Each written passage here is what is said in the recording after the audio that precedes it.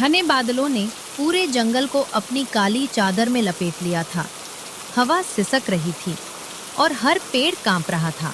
पुराने नीम के पेड़ पर एक छोटा सा घोंसला झूल रहा था, जिसमें रहती थी एक चिड़िया, चिक्की, अपने 2 नन्हे बच्चों के साथ। चिक्की को कल रात से तेज बुखार था।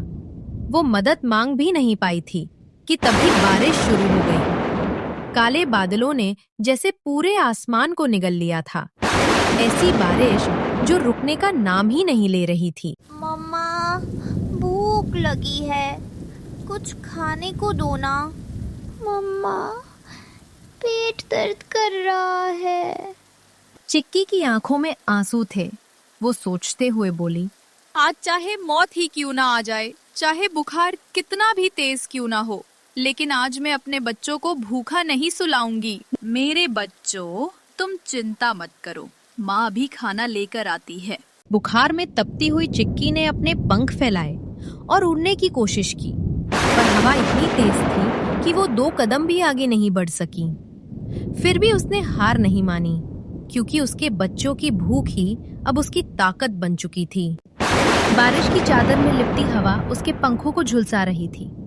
तभी उसकी नजर एक पेड़ के नीचे पड़े आधे फल पर पड़ी। उसकी आंखों में उम्मीद चमकी। यही तो मेरे बच्चों का सहारा बन सकता है। वो झटपट नीचे झपटी, लेकिन तभी एक बाज ऊपर मंडराने लगा। उसके हाथ से वो आधा सेब छूट गया, पर उसकी सबसे बड़ी ताकत उसके नन्हे बच्चे थे। उसने खुद को संभाला और सोचा, ताकत से बड़ा दिमाग होता है। आज की बारिश में भी नाश्ता मिल गया। अरे चिड़िया, तू तो आज मेरे नाश्ते में आएगी। मेरे बच्चे भूख से मर जाएंगे। नहीं, मुझे मरना नहीं है। तुम चाहो तो खा लो। वैसे भी मैं अब मरने ही वाली हूँ। पर देखो, मैं पूरी गीली हूँ और तुम भी। अरे तू मेरी फिक्र क्यों कर रही है? मैं तो तुझे मारने आया हूँ। अगर मैं आसमान के राजा की मदद कर दूं, तो उसमें बुरा क्या है? बताओ, फिर मैं तुम्हें कैसे खाऊं? पहले कुछ सूखी लकड़ियां इकट्ठी कर लो। उन्हें जलाकर हम दोनों सूख जाएंगे। फिर तुम मुझे खा लेना। अगर मैं लकड़ियां लेने गया तो तू उड़ न जाए कहीं। ओ आसमान के राजा, तुम्हें मुझसे डर लग रहा है क्या? नहीं नहीं, मैं तो राजा हूँ। तू कहाँ भागेगी? तू यही रुक, मैं अभी आता हूँ। बाज उसकी बातों से खुश हो गया।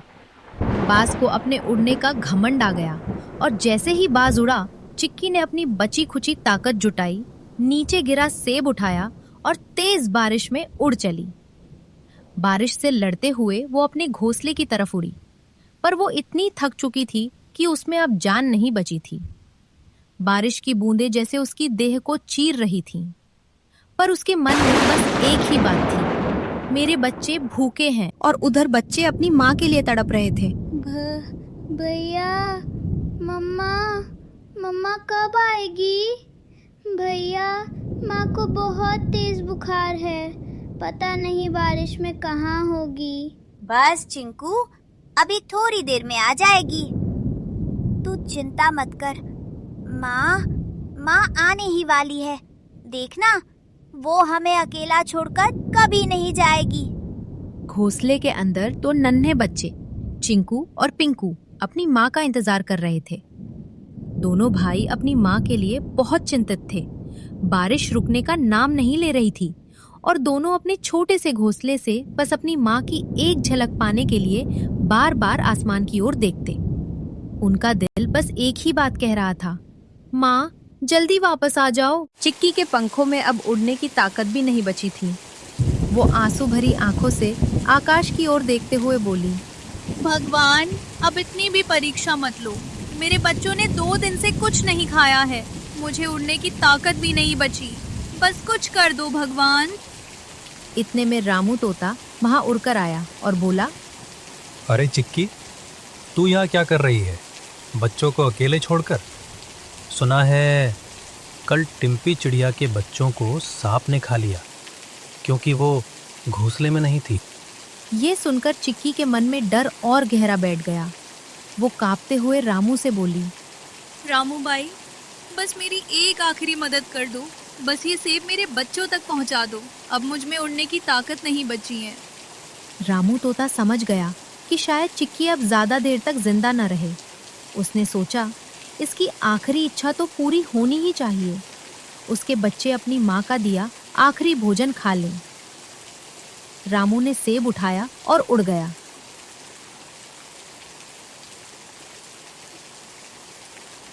चिक्की को वहीं पेड़ पर छोड़कर वो सीधा उसके बच्चों के घोंसले में पहुंचा। उसने सेब पिंकू और चिंकू को दिया और बोला, ये तुम्हारी माँ ने भेजा है। पिंकू ने घबराकर पूछा, अरे रामू अंकल, माँ कहाँ है? उनको तो बहुत तेज बुखार था। रामू कुछ बोल नहीं पा रहा था। पिंकू ने फिर पूछा, रामू अंकल, माँ कहाँ रह गई? बताओ ना। रामू के मन में एक टीस उठी। वाह रे माँ, तेरे जैसा त्याग अपने बच्चों के लिए कोई नहीं कर सकता। उसने हिम्मत जुटाई और नर्म आवाज में कहा, बेटा, माँ तुम्हारे लिए और खाना लेने गई है। ये सेब उन्होंने ही मुझे दिया था तुम्हारे लिए। अच्छा, ये माँ ने दिया है। पिंकू और चिंकू मासूम थे, उन्हें क्या पता ये माँ का आखिरी तोहफा है। दोनों भाइयों ने खुशी से वो सेब खा लिया। रामू तोता वापस पेड़ के पास पहुंचा, लेकिन वहां चिक्की नहीं थी। तभी नीचे से एक हल्की सी आवाज आई। चिक्की जमीन पर पड़ी थी, अपनी आखिरी सांसें गिनती हुई। रामू उसके पास भागकर गया। चिक्की ने धीमे स्वर में पूछा, रामू भाई, मेरे बच्चों तक खाना पहुंचा दिया ना? उन्होंने खा लिया ना? रामू की आंखें भर आईं। उसने कांपती आवाज में कहा, हाँ बहन, उन्होंने खा लिया, बहुत प्यार से खाया। ये सुनते ही चिक्की हल्के से मुस्कुराई और अपनी आखिरी सांस छोड़ दी। और एक माँ अपने बच्चों की भूख मिटाने की खुशी में दुनिया से चली गई। ममता की ऐसी मिसाल शायद ही कहीं मिले।